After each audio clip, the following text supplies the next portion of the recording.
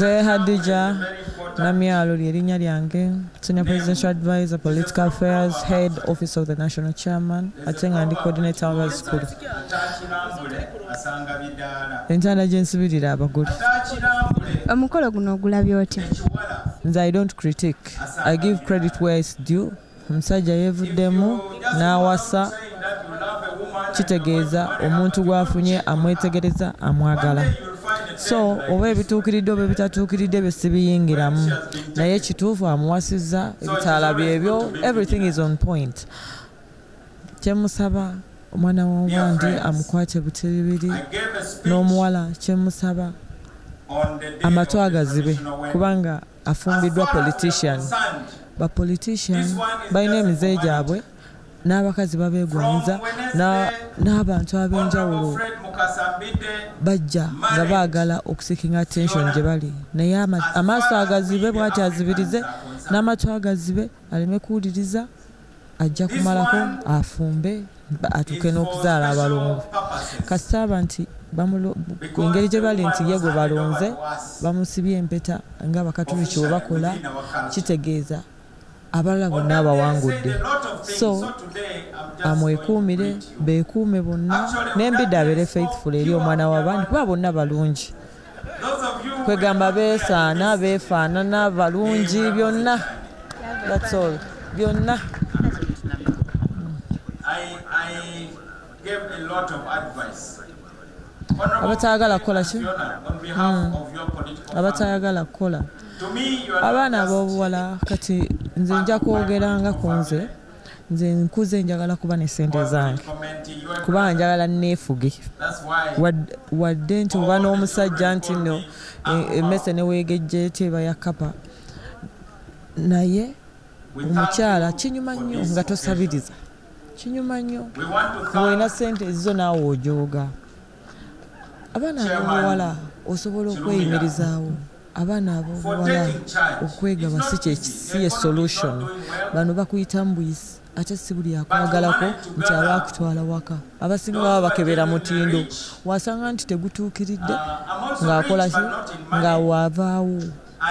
Kyembasaba abaana ab'obuwala tugumiikirizeemu, tufune abantu abatuufu batuwasa ate tukkirize tukole. Ebyokutuwa tebikoma. Ffe twasabako ne batuwa ne basaba, naye nze nakobwa kye bayita okusaba omusajja, nakobwa okusabiriza kubanga osaba n'ofuuka useless. Kati tusaba tukole ebyokukola gye biri n'okwagala ebirungi ebyamangu. Tusaba abaana ab'obuwala mwebuulirire kubanga once you are expired, you are expired. Once you are empowered, abantu bajja kwereeta abatuufu otuuke ofune omutuufu. Bye byeŋŋamba.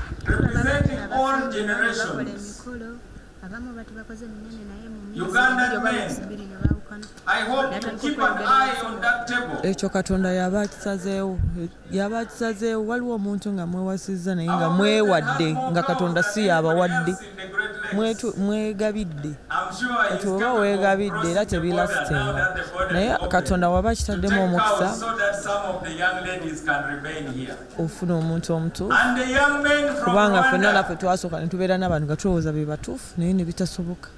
N'okula. Kati w'otakola ng'oli muwala bajja kukozesa bangi. Era ojja kwesanga nga n'akuwasizza ku sipiidi akuleseewo. N'obugumiikiriza ebirungi biri mu maaso. That's all. Eyo nteekateeka ya Katonda eyo tetugiyingiramu.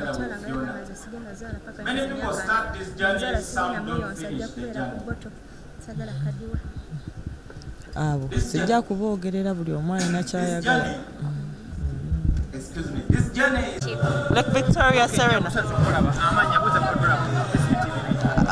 Abatulaba abalungi abatulaba ku SATV amanya n'eddoboozi, nze France Nakitto nga ndi mukwano gwa Fiona.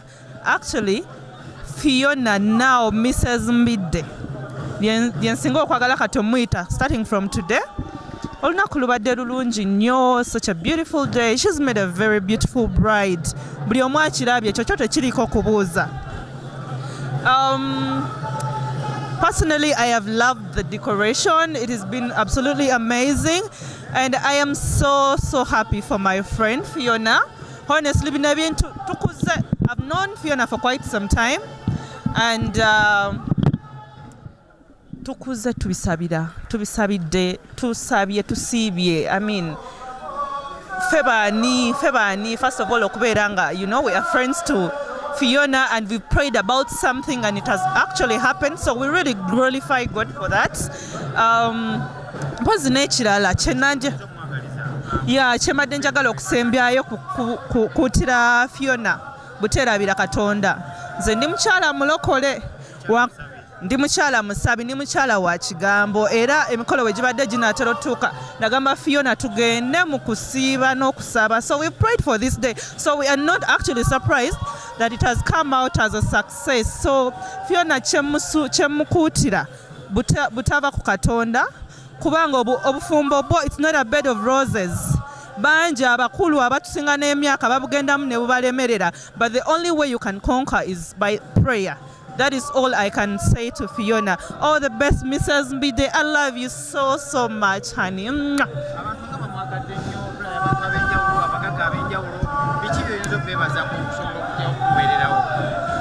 Banange bo abakulu abanene mu bitibwa byabwe bo banji, but anyway. Banji, banange banji. Well, nange neyanjule. Anyway, amanya gange bampita Muton Bridget. Ndi mwana nzarwa ya Kisoro. Ndi wano lwalero on behalf of my friend Fiona. I'm so happy, I'm so excited. We've been planning this for a very long time. We've prayed about it, as my friend told you before. It's a very beautiful day. The place is looking beautiful. People are happy. We are being entertained. Everything is so gorgeous. And Fiona mukwano gwange mumanyire ebbanga ddene nnyo. Mbaddewo from the beginning. Fena tubaddewo from the beginning.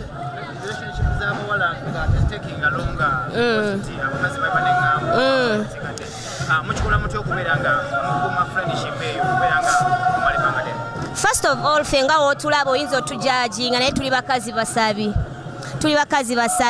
Ate Fiona is a very good girl. She's no longer a girl actually. She's Mrs. Mbidde. Come on, she's Mrs. Mbidde now. Fiona is a very good person. She knows how to keep friends. She brings all friends together. Era Honorable Mbidde wona woli. Bananga ofunye omwana ow'obuwala. Maybe kansoke nyongerezeko kweche ekibuuzo. By the way, abantu abalaba Fiona balaba omuwala omuto, you know, they judge this and that, but Fiona is actually mentally mature. She's absolutely different. Omulaba, okay, muwala muto, yes, she's younger, but muchala mukulu nnyo mu birowoozo. You will be surprised.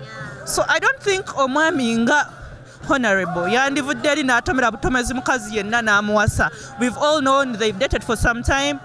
We were there for the proposal. The engagement was so beautiful. Though we kept it to ourselves, it's been quite some time.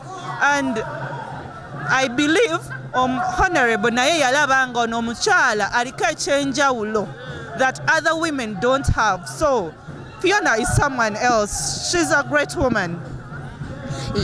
Yeah, kati nga mukwano gwange babagambye Fiona is really a good person.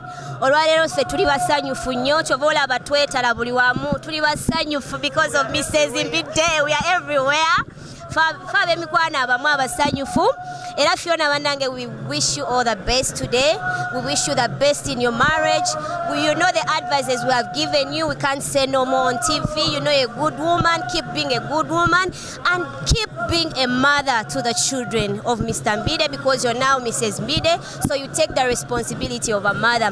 We wish you all the best. N'abantu bonna bananga abaze olwaleero wabalabye baminister, baambasada b'e Rwanda, tulabyewo Miss Rwanda, tulabyewo pastor Bujingo, tulabyewo Bebe Cool abatuwadde surprise, tulabye Nina Rose. ate abayimbi bakyajja. By the way, the day has just begun. We are just beginning. Today is the day for the Mbiddes, right? Yeah, it's the day for the Mbiddes. Mr. and Mrs. Mbidde. TV presenter, secret program we come out. Banange omukolo gwa leero bwe gutyo gugenze bulungi. Mbaga. Abaweereza bammwe nsigadde nze Efrance Nakitto ne Muton Bridget.